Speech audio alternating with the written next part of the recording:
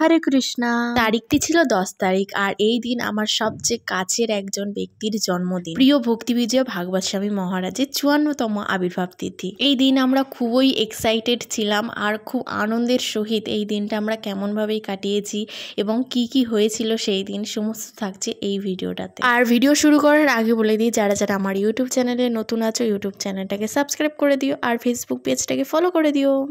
Hare Krishna everyone, welcome back to my channel. আশা করি তোমরা সবাই খুব ভালো আছো, আর আমিও খুব ভালো আছি। এই দিনটার জন্য আমি 1 বছর ধরে অপেক্ষা করছি, কারণ আজকের কি জানো, আজ হচ্ছে আমাদের প্রিয় মহারাজ ভক্তি বিজয় ভাগবত স্বামী মহারাজের শুভ 54তম আবির্ভাব তিথি। তো মহারাজের জন্মদিন উপলক্ষেই আজকের আমার এই ছোট্ট ব্লগটা। আর ভিডিও শুরু করার আগে আমি জানিয়ে দিই, শুভ জন্মদিন প্রিয় মহারাজ। যদিও অনেক আগে আমি উইশ করে দিয়েছি মহারাজকে, আর আমি এখন মহারাজের জন্য একটা মালা বানাবো। তো সেই মালাটার কিছু অংশ তোমাদের সাথে শেয়ার করব। তাহলে চলো আজকের সুন্দর একটা ভিডিও এখান থেকে শুরু করা হলো।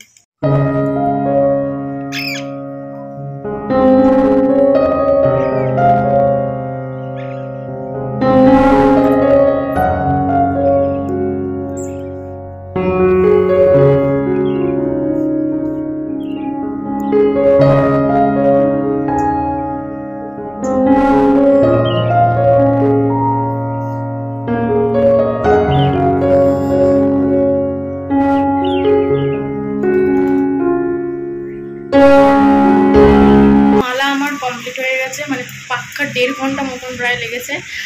সত্যি কথা বলতে আমি অত ভালো মালা বানাতে পারি না, মোটামুটি যেমন পেরেছি তেমন করার চেষ্টা করেছি। তো অবশ্যই তোমাদের সাথেও শেয়ার করবো। আর এখন যাচ্ছি মন্দিরে, মহারাজ হয়তো ক্লাস দিতে পারে দর্শন আরতির পরে।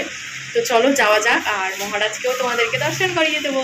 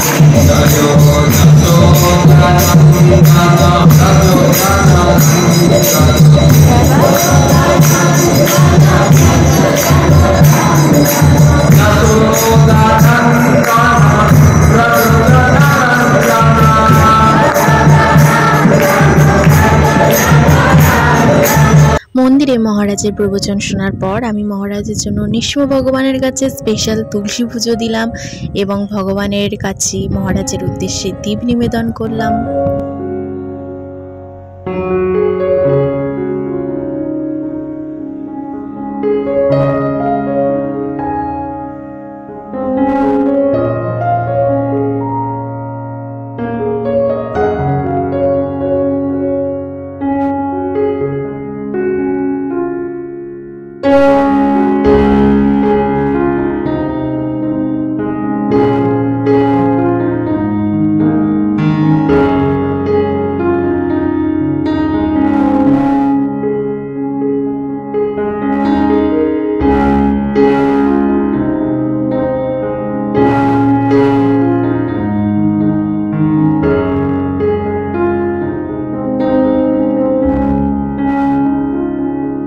মহারাজ বেরোনোর সাথে সাথেই কচি কাচারা মহারাজকে পুরো ঘিরে ধরেছে।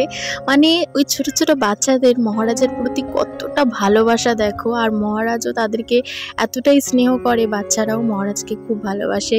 মহারাজের জন্য তারা কেক এনেছে, কত গিফট এনেছে, ছোট ছোট বাচ্চারা কেউ ছবি এঁকে এনেছে, কেউ নিজের হাতের কাজ করে এনেছে। মহারাজ এই কচি কাচাদের সাথে কেক কেটে আবার তাদেরকেই খাইয়ে দিচ্ছে, বলছে আমার জন্মদিন না, ওদের সকলের জন্মদিন। মহারাজ যেন বাচ্চাদের সাথে ও নিজেও একটা বাচ্চা হয়ে গেছে।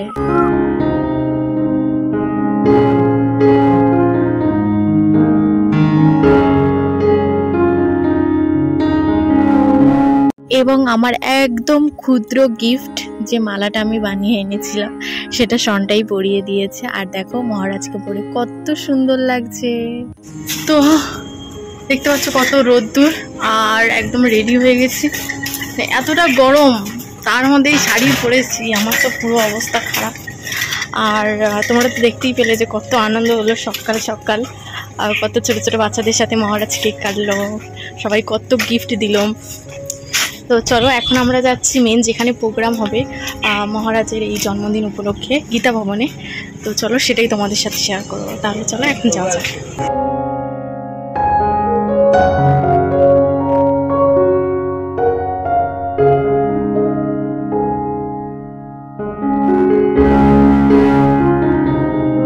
আমরা যাওয়ার প্রায় 1 ঘন্টা আগে থেকে কিন্তু প্রোগ্রাম শুরু হয়ে গেছিল, আর এখানে আমাদের অফিসের বিভিন্ন স্টাফদের কিন্তু সেবা ভাগ করা ছিল। তো এইভাবে হাসি মজা করতে করতে ভিতরে প্রবেশ করলাম, এবং সেখানে গিয়ে দেখি যে মহারাজের জন্মদিন উপলক্ষে কত মানুষ এসছে।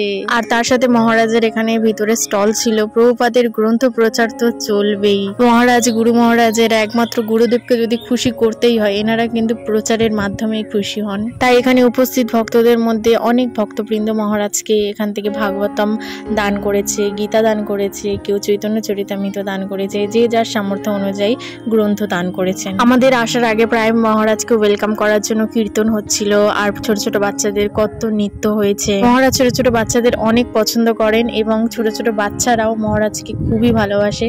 তাই ছোট ছোট বাচ্চারাও মহারাজকে ওয়েলকাম করার জন্য নৃত্য করেছেন। এবং মহারাজ এসেই আগে স্টেজে কিন্তু তার পরম পূজনীয় গুরু মহারাজকে আরতি করলেন। তারপরে মহারাজের শিক্ষা গুরু ভক্তি পুরুষোত্তম স্বামী মহারাজ, উনি মহারাজের সম্বন্ধে কিছু প্রবচন দিলেন।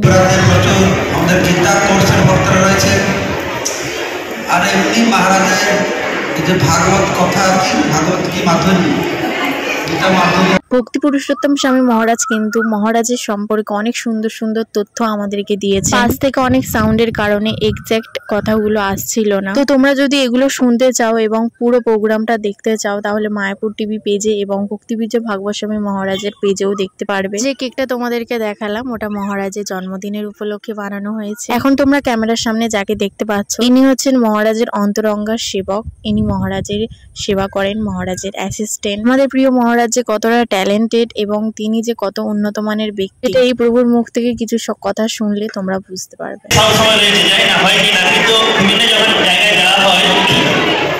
তখন সেখানে ওনাদের ভক্তদের সঙ্গে কথা বললে বোঝা যায় যে মহারাজের সঙ্গে সরাসরি না গেলেও মেসেজ বা কলের মাধ্যমে এমনভাবে যুক্ত থাকে যে তাদের মনেই হয় না যে আমরা মহারাজ থেকে আলাদা রয়েছি।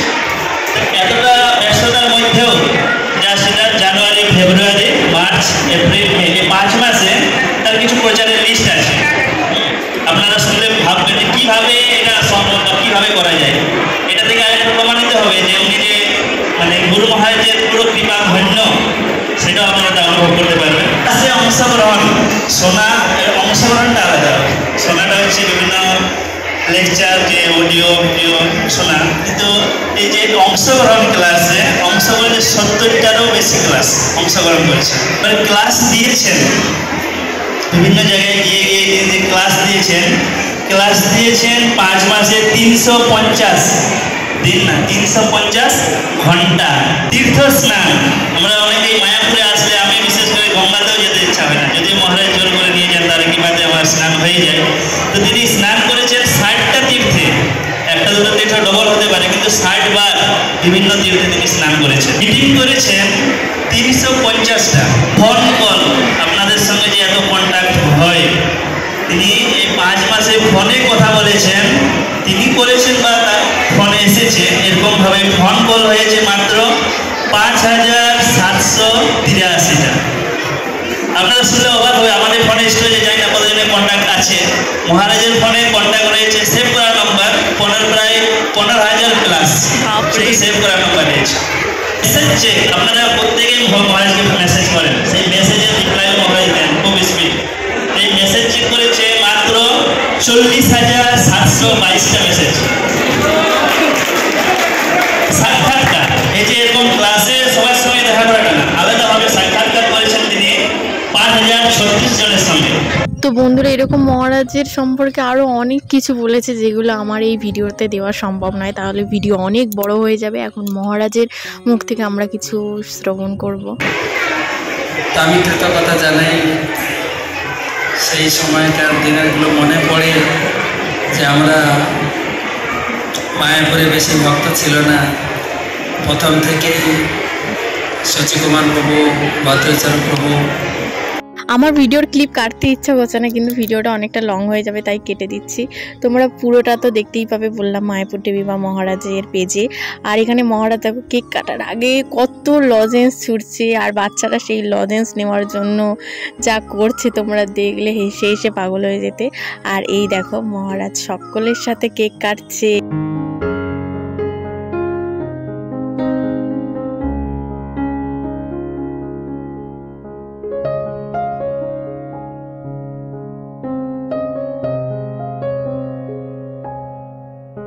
মহারাজের জন্মদিনে ধরো প্রায় প্রসাদ পাচ্ছিল পুরো মায়াপুরবাসী, আরও তো দূর দূরান্ত থেকে ভক্তবৃন্দ এসছে এবং মহারাজের স্পেশাল গেস্টরা, প্রচুর ভক্তরা সেদিনকারে প্রসাদ পেয়েছে। এছাড়াও কিন্তু মহারাজের স্পেশাল গেস্ট ছিল এবং সাইডেই ভিআইপি হল ছিল, সেখানেও অনেক ভক্তরা প্রসাদ পাচ্ছিল। আমার বাবা মা বোন কিন্তু সকলে এসেছিল মহারাজের জন্মদিনে, কিন্তু আমি তাড়াহুড়ো ছুটে তাদেরকে আর ক্যামেরার মধ্যে আনতেই পারিনি।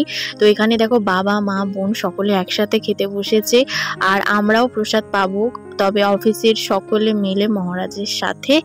আর বাবা মাকে তো তোমরা দেখতেই পেলে। মহারাজের সাথে প্রসাদ পেলে কিন্তু অনেকটা লেট হয়ে যেত, কারণ আমাদের মহারাজ হচ্ছে দয়ালু, তিনি সকলকে প্রসাদ পাইয়ে এবং সবাই ঠিকঠাক করে খাওয়া দাওয়া করেছে কিনা সব দিক দেখে তারপরে কিন্তু লাস্টে প্রসাদ পাবে। আর মা বাবা সকাল থেকেই অনেকটা টায়ার্ড ছিল, তাই জন্য আগে খাইয়ে দাইয়ে পাঠিয়ে দিয়েছি।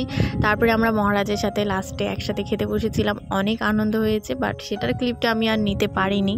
সত্যি কথা বলতে বন্ধুরা, আমার জীবনে যে তার কি ভূমিকা সেটা যদি আমি বলতে শুরু করি বোধহয় শেষ হবে না। তিনি এতটাই সরল মনের মানুষ যে সকলকে তিনি নিজের বলে মনে করেন, আপন বলে মনে করেন, এবং সকলের খুশিটা উনি দেখবেন। সে ওনার শরীর খারাপ থাকুক, শরীরে না দিক, যাই হয়ে যাক না কেন। তো লাস্টে মহারাজ আমাদের সাথে ছবি টবি তুললো এবং সেই ছবিগুলো আমি তোমাদের সাথে শেয়ার করব।